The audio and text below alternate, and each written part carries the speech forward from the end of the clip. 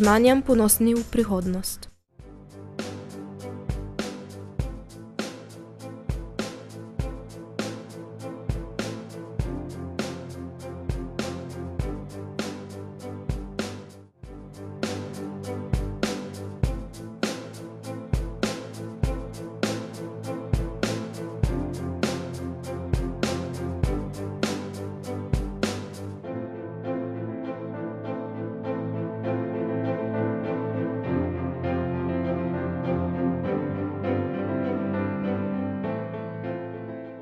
Dr. Damir Josipović, rojen leta 1971 v Murski Soboti, je geograf in demograf.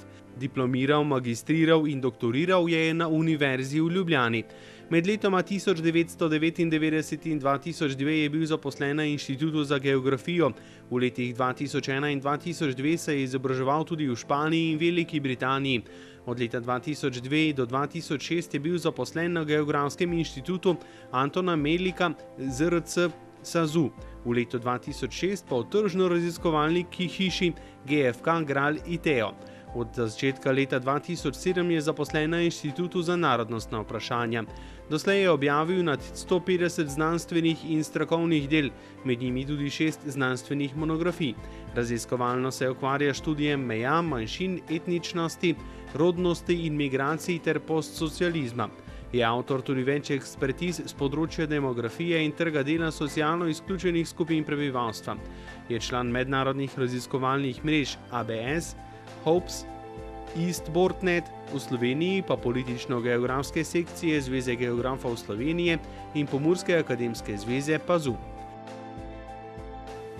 Pomurski akademik dr. Damir Josipović je geograf pa demograf. Ukvarja se z tem, kako se spreminja populacija in kako se ljudje selijo, rojevajo in kaj je najbolj za nas zanimivo, fejst dosta v to zna in dela tudi za naše okolje, za Pomurje.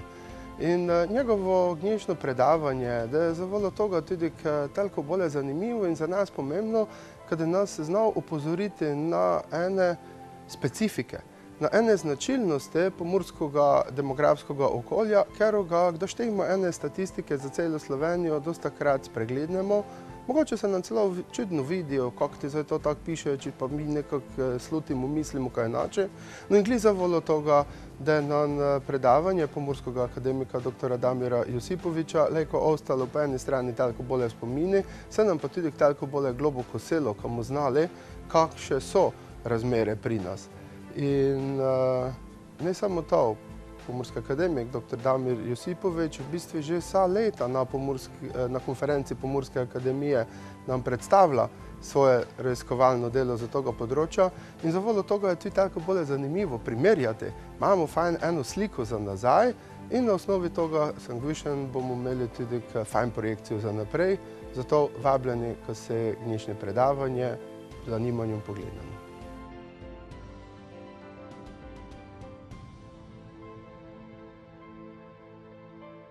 V začetku šolskega leta 2014-2015 se je v medijih na veliko poročalo o pravcatem baby boomu otrok, ki se vpisujejo v prvi razred. Trditve so se nanašale zlasti na osrednje slovenski prostor, mediji pa so jih posplošili kratko malo na vso Slovenijo.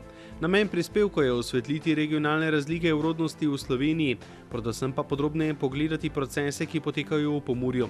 Podatki kažejo, da je po številu rojenih v obdobju zadnjih 2 desetletij pomurska regija s 6. mesta padla na 8. mesto med 12 statističnimi regijami. To pa ne pomeni kaj drugačno sliko v primerjavi z državnim povprečjem. Seveda so razlike tudi znotraj Pomurja, male občine pa so še dodatno izpostavljene velikim fluktuacijam vrednosti kazalnikov rodnosti. Naslovni baby boom v osrednji Sloveniji je najprej posledica redistribucije prebivalstva v Sloveniji, šele nato pa posledica vstopa v starševstvo bolj številčnih generacij z konca 70. in začetka 80. let 20. stoletja.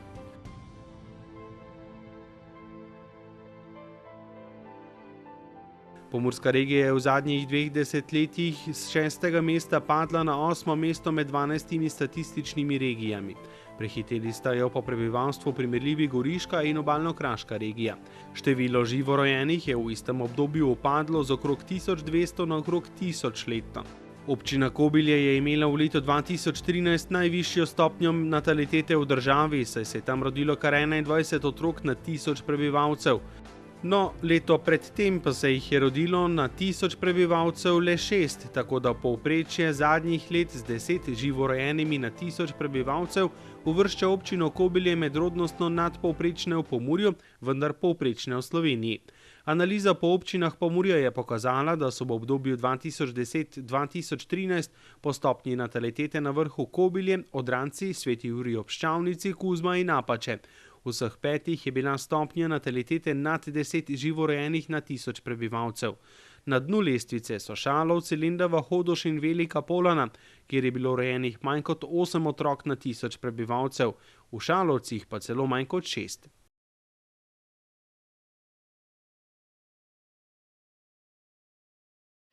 No, se pravi, jaz sem pripravil eno predavanje na temo demografskih procesov v Sloveniji in vprašanje se seveda postavlja, kakšno vlogo ima danes Pomurje, ker vemo, da Pomurje v temu nacionalnem narativu velja kot neka depopulacijska in sploh stalno je nekši problematična nekša regija. Pozabljamo pa seveda to, da je dejansko osrednje slovenski prostor dobesedno anektiral Prekmurje in da je dejansko prišlo do kolonizacije po letu 18 in tako naprej, samo to so že bolj geopolitične teme. No, danes bomo malo več govorili o statističnih podatkih. Kam moram to nacentrirati? Še bolje? Aha. No in znate, kaj se dosta goči o baby boomu, letos so rekli, joj, kakšen baby boom, poglejte, premalo je učiteljev, no zdaj se na učiteljih varčuje. Znate, kako je zanimivo, interpretacija podatkov.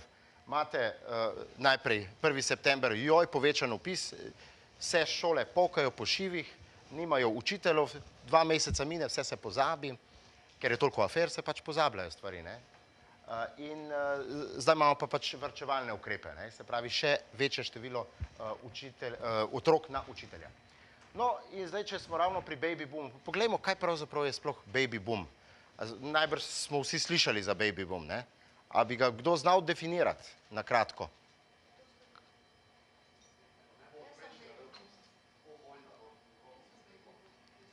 Največkrat gre to za povojno obdobje, ko je v določenem času zaradi vojnih ali drugačnih kriznih razmer se odlažalo z rojevanjem in so se potem ta rojstva nabrala v enem relativno krajšem času na kupu in potem nam ti kazalniki kažejo višje vrednosti. Načeloma pa v definiciji za baby boom imamo veliko, zaradi tega, ker bistvena značilnost baby booma je ta, da mora biti presežek rojstev. Se pravi, populacija tisti, ki rojevajo, morajo sproducirati toliko otrok, da preseže in več kot nadomesti njihovo število. Zato govorimo tudi o kompenzacijski rodnosti. No in seveda, kako jo opisati, s katerimi podatki in s katerimi kazalniki. No, tukaj sem za začetek pripravil dva zelo splošno uporabljena kazalnika ali indikatorja. Včasih se je reklo kazalci, pa so potem rekli, da je kazalec prst na roki, da to mora biti kazalnik. No in tukaj vidite z rdečo linijo, z zgornji. No, približno vidite. Zgornja rdeča linija prikazuje kazalnik celotne rodnosti, celotna stopnja rodnosti in spodaj je modra linija splošna stopnja natalitete. Največkrat se govori, da se je nataliteta dvignila ali pa spustila, vendar se je v demografiji začel izraz nataliteta uporabljati zato, da se je označilo število rojenih na 1000 prebivalcev. In zato se tudi temu reče stopnja. No, jaz sem za primerjavo pokazal razvoj teh dveh kazalnikov od leta 1954 do 2012 približno. In ugotovimo, da se zelo podobno se gibljata. Razlika med tema dvema kazalnikoma pa je v tem, da celotna rodnost kaže število rojenih otrok na žensko v rodni dobi, medtem ko modra linija kaže število vseh rojenih na 1000 prebivalcev. Kljub temu pa vidimo, da se zelo podobno obnašata. Izjema je zadnji del, vidite v tem predelu, kjer kaže, da je nataliteta zadnje leto nekoliko upadla, kazalnik celotne rodnosti je pa ostal enak. In sicer zakaj do tega pride? Zaradi tega, ker se je skrčilo število žensk v rodni dobi in vpliva na ta kazalnik, medtem ko pa celotno prebivalstvo pa še vedno narašča in zato pride sedaj do takih škaric. Ampak na splošno se oba kazalnika zelo enakomerno porazporejata. No in sedaj, ko imamo probleme z tem diskurzom o izumiranju, kako se premalo otrok rodi in to, vidimo tukaj, da recimo tale kazalnik z rdečo linijo kaže, da imamo trenutno nekaj nad 1,5 otroka v povprečju na žensko, se pravi rojenih. To pomeni, da nekje 25% prebivalstva v generaciji bi bilo potrebno s priselitvami dodati, da bi vzdrževali enake generacijske vrednosti. Vendar pa je ta kazalnik izračunan na generacijski osnovi, to pomeni na letni ravni, ne upošteva pa tega, da so zelo različne starosti žensk, ko vstopijo v starševstvo. Vemo tudi, da se je starost zelo povišala. Pri prvem otroku so ženske stare že več kot 29 let, v povprečju starosti za vse rojene otroke je pa že skoraj 31 let. Se pravi, tukaj je resnični, kako bi rekel, ključ napačnih interpretacij in tudi drugih zadev. No, tukaj je mogoče malo zmeden graf, ki prikazuje poskus, kako povezati kazalnike, ki kažejo letne vrednosti, z temi, ki kažejo pa dolgoročne trende. Se pravi, najbolj natančen pokazatelj rodnosti je tisti, ko mi rečemo, aha, gospa je stara čez 50 let, se pravi, da pričakujemo, da brez biomedicinskih zdaj teh posegov je zaključila recimo rodno dobo in v tistem času pogledamo, koliko otrok je rodila in to je dejansko točen podatek o rodnosti. Vidimo pa, da transverzalni, se pravi letni podatki, kažejo drugače. To je rumena linija, vidimo, da ta kazalnik dosti niha, predvsem po letu 80, ko je tovariš Tito umrl, se je rodnost začela znižati na tej osnovi. Seveda ni to samo zaradi tega, ampak je takrat se tudi začela gospodarska kriza, stabilizacija, Milka Planinc je vlado prevzela oziroma Zvezni izvršni svet in začelo se je strogo varčevanje, to je bil neke vrste mini jugoslovanski tečerizem in seveda ljudje so postali nekoliko bolj v krču in so začeli odlagati rojevanje. No, ampak če pogledamo, kaj se pa dogaja z vrednostmi za generacije, se pravi po končani rodni dobi, pa vidimo, da dejansko, to je pa tale rožnata barva, vidimo, da dejansko že tukaj, tole je nekje nivo samoobnavljanja, že v tem času, se pravi, generacije mater, ki so rodile manj kot 2,1 otroka, so bile rojene že v začetku 50 let. Se pravi, rodnost je bistveno prej upadla, predno nam je ta kazalnik to pokazal. Zakaj imamo višje rodnosti v 60 in 70 letih? Zaradi tega, ker se je večji delež ljudi, se pravi žensk, zaposlil, so hitreje prišle do denarja, hitreje so bile ekonomsko neodvisne in so si lažje tudi privoščile, oziroma hitreje so formirale družino. Nažalost se je pa seveda takrat tudi začel bistveno višji delež, se pravi povečano število razvez. Zato se danes zelo malo mladih sploh še odloča za formalne poroke, ampak so, kako se že temu reče, ne kukuričnjaki, kako je že, koruzniki recimo. Aha, fest. No, ker je prišlo do takega odstopanja v teh dveh kazalnikih, sem jaz poskušal izpeljati nek kazalnik, ki bi nam to bolj pojasnil in že prej ugotovil, zakaj nek kazalnik laže ali pa da ima recimo premalo vrednost ali pa previsoko.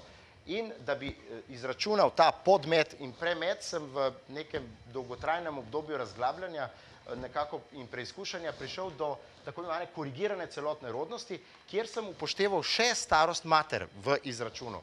To je dokaj kompleksen izračun, sem ga vmes že pozabil, pa sem ga, ko sem se pripravljal za to predavanje, sem ga se nazaj naučil. In mi danes se ga ne bi spomnil še enkrat izračunati, če ne bi ga imel na srečo v svoji knjigi napisanega.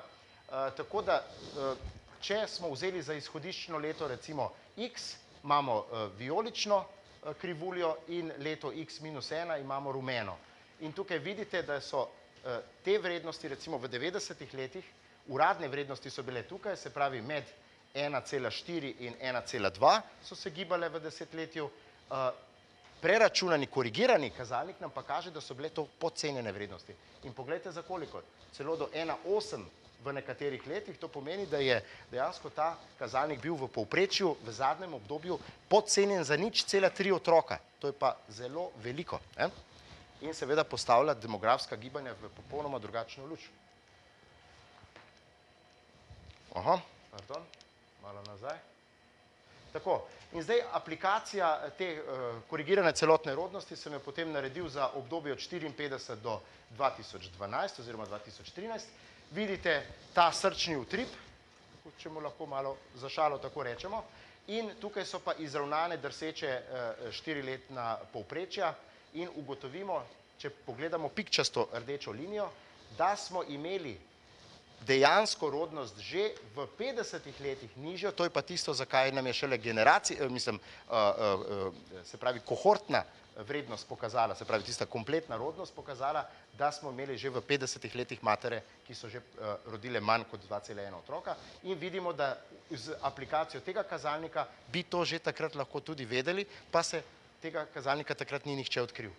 No in če pogledamo, dokdaj so bile podcenjene vrednosti, vidimo, da je celotno, se pravi precenjene, pardon, celotno obdobje do tukaj približno, leto 80, spet se vračamo na tisto prelomno leto, ko se je začela destabilizacija Jugoslavije in vidimo, da je tukaj bil en velik lijak v resnici zelo precenjenih vrednosti. To so bili uradni podatki, se pravi, kot da je bila rodnost, če pogledate na tisti strani, 2,2 otroka v 70 letih. Dejansko je pa to bil pretiran podatek, ker se je začela takrat zelo rapidno zniževati starost ob rojstvu prvega otroka, ki je vplivala na to, da smo imeli precenjene vrednosti tukaj. No, kaj se je potem zgodilo? Zaradi ponovnega odlaganja rojstev v višjo starost, moramo vedeti, da najprej so bile ženske v povprečju stare 28 let, vendar so rodile po 4-5 otrok na začetku stoletja 20. Kasneje se je pa ta starost začela nižati in smo prišli celo do 22. leta starosti za prvega otroka in zdaj se pa spet viša na tiste vrednosti, ki sem jih že omenil. No, skratka, tukaj vidite, da imamo sistematično zadnjih 30 let podcenjene vrednosti tega kazalnika, kar je kompenzacija tega obdobja. No in zdaj, če pogledamo še, kje je naše Prekmurje oziroma Pomurje, je pa situacija, regionalne razlike. V zadnjem obdobju od leta 1995, ko je možno enostavno primerjati te podatke, vidimo, da dejansko ta tako imenovani baby boom se je zgodil samo v Ljubljani, osrednja slovenska regija, in vidite, da je nekaj nad 4000 otrok se rodilo v 90-ih in je potem skočilo gor, pogledajte, v kriznem obdobju in je vztrajalo gor na relativno visokih številkah. Tukaj imate pa krivuljo Pomurja, pomurske regije in vidite, da nekje s 1200 je zadeva upadla nekje na dobrih 1000. Se pravi, pomurska regija je ena od tistih, ki je v tem času znižala število rojstev, ne pa povišala kot večina drugih regij, recimo tudi Podravska, pa Savinjska in tako naprej.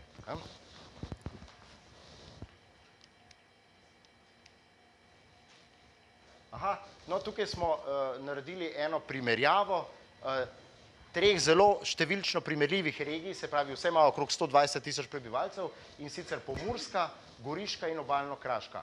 Kaj se je zgodilo? Pomurje je modra linija, vidite, da dejansko nekaj nad 1200 rojstev je bilo na leto, zdaj smo prišli na nekaj dobrih 1000. Tole je, čakajte, tale je Goriška, rdeča je Goriška, je močno poskočila, se ujema trend z osrednjo slovensko regijo in tukaj je Obalno-kraška, ki je najprej upadala, potem pa tudi precej dodala, v zadnjem letu je nekoliko upadla, se pravi, dejansko se je tisti vrh dosegel okrog leta 2010. Za Pomurje veljajo popolnoma druge zakonitosti, ker je tukaj še vedno zelo močno izseljevanje, čeprav zaradi sprememb definicije prebivalstva je prišlo do tega, da je neto število prebivalstva ostajalo dolga desetletja po letu 1991 nespremenjeno in dejansko v pomurski regiji ni upadalo. No, prehajam kar na zaključke. Se pravi, podatki kažejo, da je v obdobju zadnjih 2 desetletij pomurska regija 6. mesta padla na 8. prehiteli sta jo prav Goriška in Obalno-kraška regija, število živorojenih je upadlo, to smo tudi že povedali, in razlike so seveda tudi znotraj Pomurja. Za leto 2013 je imelo najvišjo stopnjo natalitete Kobilje, ki je bilo tudi rekorder v državi, in to je bilo prvič, da je ena od pomurskih občin imela najvišjo nataliteto, in sicer kar 21 otrok na 1000 prebivalcev. To je bil dobesedno šok, ne vem, kako bodo to v šoli reševali, ker bodo morali krčiti število učiteljev. No in leta 2012 je bilo pa za primerjavo samo 5 otrok. Tako. Tukaj je še ta graf, kaj se je zgodilo naprimer v občini Kobilje. V obdobju 2007 do 2009 je dejansko bila rodnost nižja in je prišlo tudi tam do kompenzacije. Se pravi, da se je trend staranja mater ob rojstvu prvega otroka začel krajšati oziroma ustavljati. Tako, se pravi, izbor kazalnikov je ključen.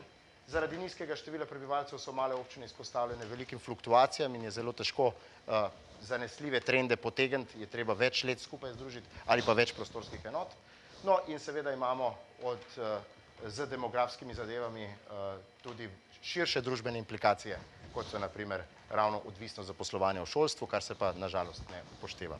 Hvala lepa.